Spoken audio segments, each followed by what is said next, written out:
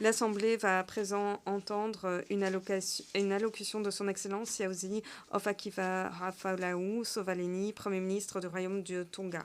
Je prie le protocole de bien vouloir accompagner son Excellence et je l'invite à prendre la parole devant l'Assemblée.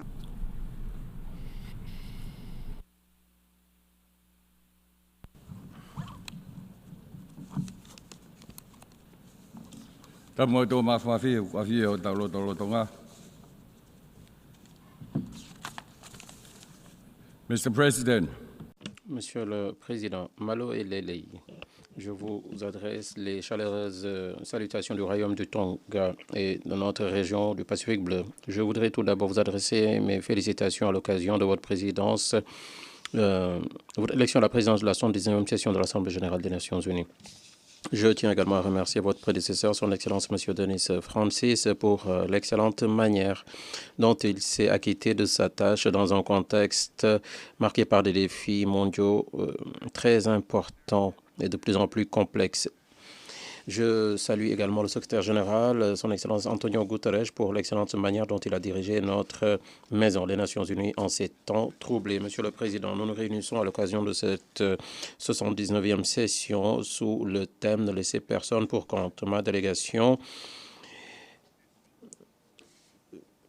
promet son soutien à cette noble cause. À un moment marqué par des conflits en escalade, des situations qui s'en rapprochent, et causée par l'instabilité politique, les disparités économiques, les tensions sociales, l'insécurité, le changement climatique, nous devons nous rallier derrière cet objectif. Si nous ne le faisons pas, nous risquons de saper la paix mondiale et de manquer à nos engagements vis-à-vis des personnes de leur vie.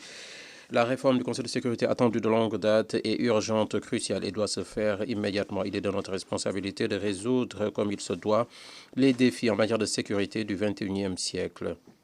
Nous devons également inclure les questions sécuritaires non traditionnelles telles que le changement climatique. En outre, nous devons inclure la voix des petits États insulaires en développement. Dans notre volonté de ne laisser personne pour compte, nous devons également être sans complaisance par rapport aux échecs concernant le développement durable. Il nous faut changer d'approche. La dignité humaine est fondée essentiellement sur la paix, la sécurité et la durabilité. Si nous ne sommes pas en mesure d'agir maintenant de façon décisive et collective, alors notre objectif de ne laisser personne pour compte ne sera qu'un slogan creux et nous trahirons les espoirs, la confiance des personnes. L'essentiel, ce ne sont pas les mots, c'est l'engagement collectif à agir. Monsieur le Président, je salue les efforts inlassables et l'esprit équilibré du sommet de l'avenir. Nous sommes à un moment de bascule. Et c'est maintenant que nous devons agir pour sauvegarder les besoins, les intérêts des générations actuelles et futures. L'esprit de compromis et d'engagement démontré par les délégations et les groupes régionaux nous ont donné espoir. Le multilatéralisme peut commencer. Comme nos prédécesseurs, nos pères fondateurs, nous nous engageons à préserver les générations futures du fléau de la guerre. Nous nous engageons à bâtir un monde dans lequel règne l'espoir pour permettre à ces générations de prospérer. Notre engagement doit se faire en faveur du développement durable, de la préservation des ressources de notre planète, de la poursuite d'un avenir inclusif, équitable, sûr, durable. Nous devons nous engager en faveur des valeurs de la dignité humaine et de la justice. Nous nous félicitons donc dans ce contexte de l'adoption du pacte pour l'avenir. Nous sommes déterminés dans notre volonté de travailler avec le reste des États membres pour faire avancer la paix, le développement durable et la dignité humaine. Nous espérons qu'il y aura des actions qui nous permettront de ne laisser personne pour compte. Monsieur le Président, le mois dernier, Tonga a assumé la présidence de la 53e rencontre des dirigeants du Forum des îles du Pacifique. Nous avons pu compter avec la présence du secrétaire général qui a été notre hôte de marque. Je réitère l'engagement de notre forum et notre gratitude au secrétaire général pour sa participation. Nous espérons que le soutien des Nations Unies augmentera et que nous pourrons faire une différence dans la vie des personnes. Notre thème était résilience, se reconstruire en mieux maintenant. L'urgence de ce thème était soulignée par les pluies torrentielles, les inondations soudaines et le tremblement de terre de magnitude 6,5 qui a frappé l'une de nos îles le jour même de la réunion. Encore une fois, nous avons démontré notre résilience sans faille et la priorité que nous accordons à la mise en œuvre pleine et entière de notre initiative en matière d'alerte précoce pour 2027 et la préparation aux catastrophes. Monsieur le Président, le rapport sur les ODD 2024 est très sombre. Le rapport révèle en effet ce que nous voyons tous les jours sur le terrain, des divergences par rapport aux objectifs ambitieux que nous sommes fixés dans le cadre du programme 2030. Le changement climatique, les inégalités qui ne cessent de se creuser, les conflits persistants sont des défis qui s'aggravent. Par conséquent, beaucoup de pays n'atteignent pas les objectifs les plus fondamentaux. Sans une action urgente, coordonnée, la vision d'un monde équitable durable risque de rester lettre morte. Tout cela a érodé notre confiance dans notre capacité à tenir nos promesses et cela risque de compromettre notre planète et ses habitants. Nous devons et nous pouvons relever ces défis qui semblent insurmontables avec l'innovation et la détermination qu'il faut. Nous ne pouvons plus faire les choses comme nous les avons faites jusqu'ici. Monsieur le Président, décennie après décennie, année après année, nous nous présentons devant cette auguste assemblée pour parler de la menace existentielle que pose le changement climatique au Pacifique, notamment Tonga. Notre situation est devenue plus urgente cette année. Le changement climatique est la menace la plus grande qui pèse sur la survie et la prospérité de notre région du Pacifique bleu. Encore une fois, nous demandons à la communauté internationale d'agir rapidement et de façon radicale pour limiter le réchauffement climatique à 1,5 degrés Celsius. Les nations industrialisées doivent renforcer leurs engagements en matière de réduction des émissions. Nous devons faire en sorte que le financement climatique soit disponible rapidement aux nations des îles du Pacifique. Il ne fait aucun doute. Nous acheminons vers une catastrophe écologique. Le secrétaire général a publié un rapport Save Our Seas, Sauver nos océans. C'est un coup de semonce. L'Organisation météorologique mondiale s'est fait écho de ce message en lançant son rapport State of the Climate in the Southwest Pacific en 2023. Ce rapport confirme qu'en 2023, nous avons eu l'année la plus chaude jamais enregistrée. Le consensus scientifique ne fait aucun doute. Notre climat est en train de changer à un rythme sans précédent, causant des conséquences dévastatrices. Les événements météorologiques extrêmes sont devenus plus intenses et fréquents. Les cyclones et les typhons sont en train de semer la désolation dans nos communautés et laissent derrière leur sillage destruction qu'il faudra plusieurs années pour réparer. Le bilan économique est immense, mais le bilan économique est encore plus important. Des vies sont perdues, des communautés ont été déchirées, des espoirs perdus, espoir d'un avenir meilleur. Monsieur le Président, l'aspect le plus alarmant de cette crise est la montée du niveau des mers qui est sans précédent. Le rapport de l'OMM confirme que la montée du niveau des mers dans le Pacifique sud-ouest dépasse de loin la moyenne mondiale. Dans certaines régions du Pacifique, la montée du niveau de la mer a atteint 10 à 15 cm en 30 ans, plus du double de la moyenne. Nous appelons à une action coordonnée et hardie pour accélérer l'assistance apportée à notre région et à ses habitants vulnérables. Tonga, les pays du Pacifique ne peuvent pas attendre. Tout cela a exacerbé la fréquence et la sévérité de ces événements et cause des inondations côtières. Pour nos nations du Pacifique, ces changements ne sont pas une question seulement environnementale, c'est une question existentielle qui compromet l'existence même de petits États insulaires en développement comme le nôtre. La montée du niveau des mers est en train d'effacer les côtes, d'avaler des îles entières, de forcer des familles à abandonner leurs terres ancestrales. Il ne s'agit pas seulement d'une perte de terre, ils perdent en même temps leur identité, ils perdent leur patrimoine et leur culture. Nous avons lancé un appel fort en faveur de l'inclusion de ce thème à l'ordre du jour de l'Assemblée générale. Monsieur le Président, la COP29 est une occasion d'opérationnaliser le Fonds pour pertes et préjudices. Nous pourrons passer des promesses à des actions concrètes. Monsieur le Président, notre océan, notre fond marin, nos terres sont très précieux pour nous. Comme je l'ai dit, ce sont des menaces sévères et irréversibles posées par le changement climatique. Et tout cela aura des impacts disproportionnés sur les vies, les modes de subsistance, la sécurité alimentaire, les écosystèmes et le bien-être de nos populations. Nous avons émis plusieurs déclarations clés. En 2023, nous avons émis la déclaration sur la continuité de l'État et la protection des personnes dans un contexte de montée du niveau des mers. En 2021, nous avons publié la déclaration sur la préservation des aires maritimes contre les impacts du changement climatique. Nous avons également élaboré et entériné le cadre régional des Pacifiques sur la mobilité climatique. Nous avons également introduit le cadre pour le développement résilient dans le Pacifique.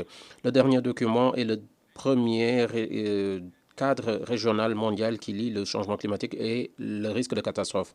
Nous devons agir maintenant. Nous saluons les Nations unies pour s'être penchées sur ces questions cruciales et nous nous félicitons de la réunion de haut niveau sur les menaces posées par la montée du niveau des mers. La déclaration sur la continuité de l'État est une position claire prise en faveur des États du Pacifique.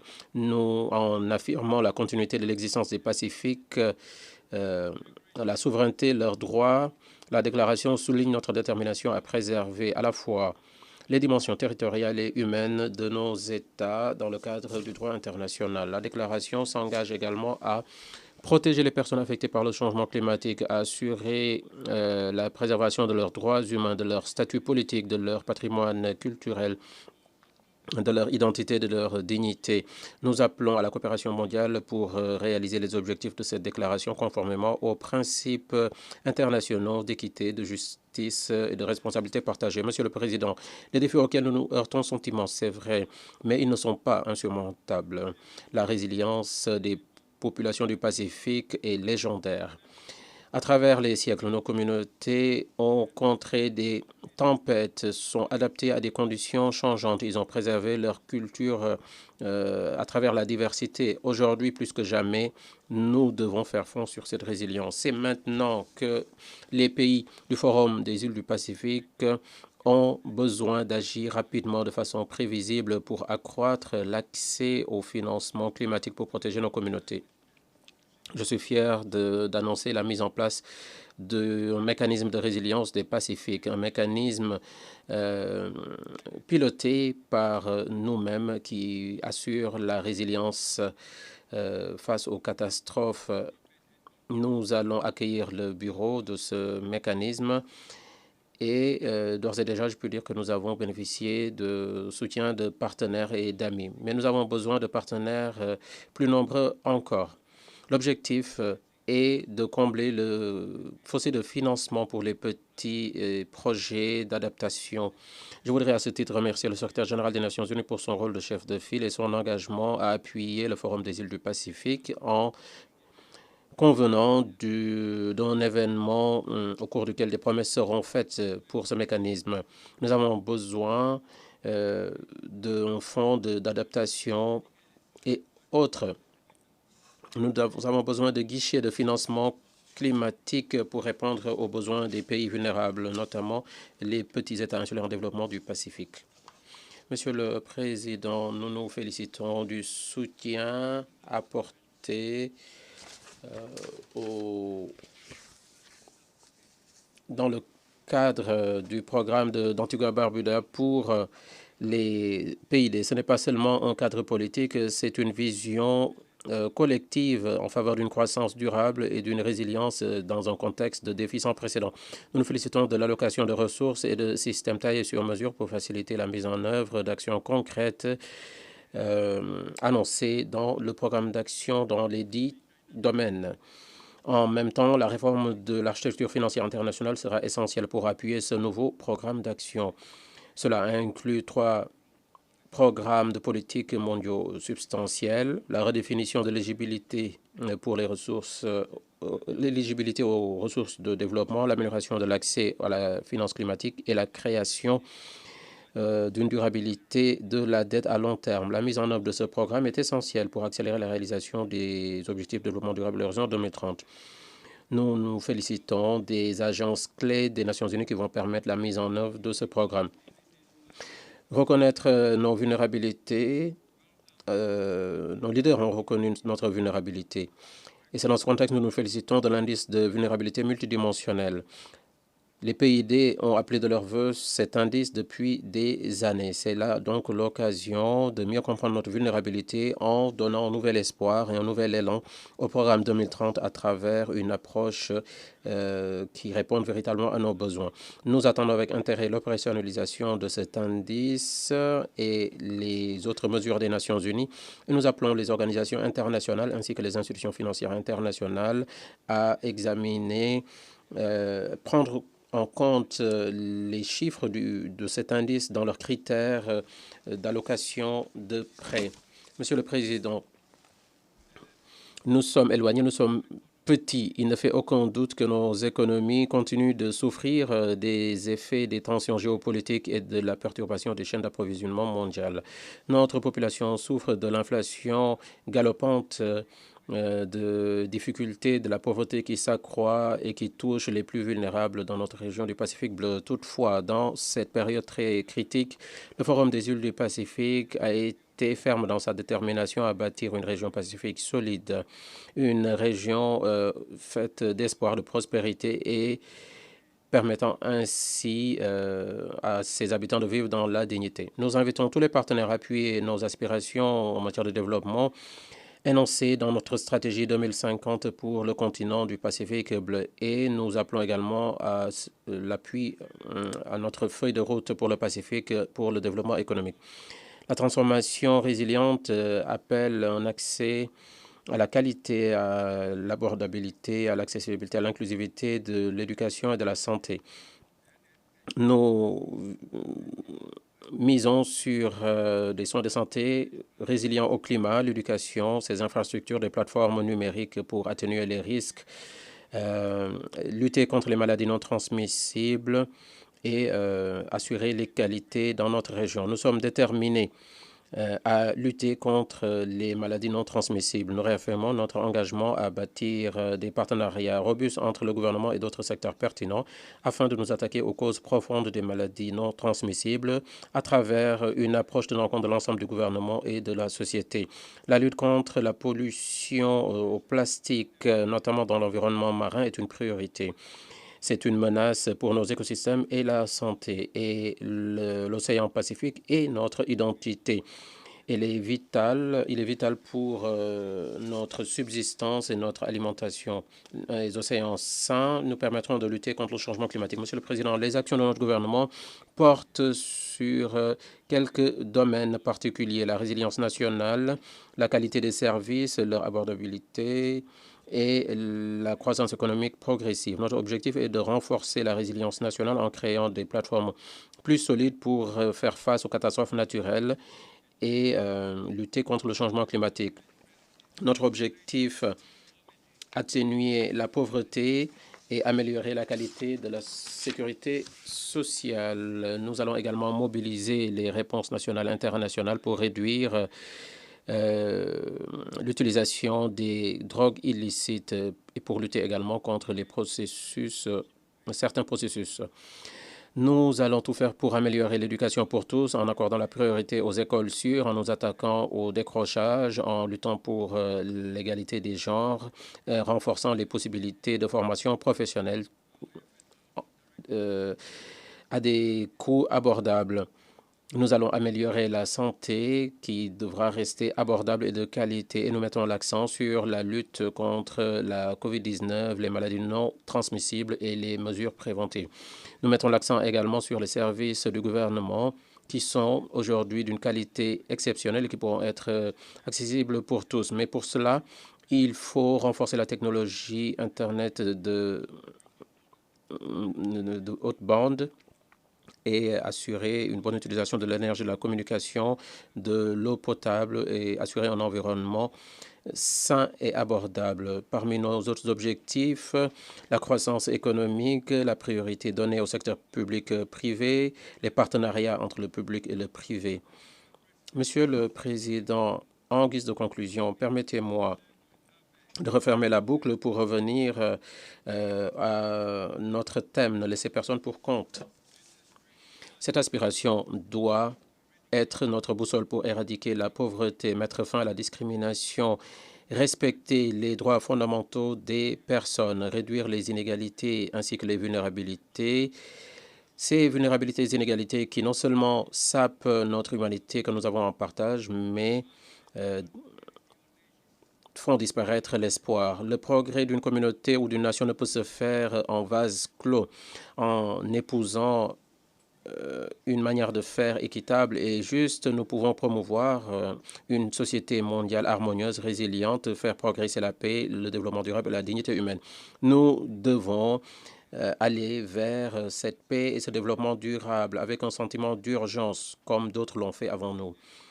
Dans cette volonté, appuyons-nous sur nos valeurs communes de justice et de dignité humaine. Notre volonté commune de ne laisser pour compte doit être celle dans laquelle le potentiel de chacun est reconnu, ses droits respectés, les ponts, les fossés comblés. Il faut démanteler les barrières, amplifier les voix historiquement marginalisées. C'est ce que nous devons aux générations actuelles et à venir. Merci beaucoup, que Dieu vous bénisse. Merci aux Nations Unies. On behalf of the Assembly. Au nom de l'Assemblée générale, je remercie le Premier ministre du Royaume des Tonga.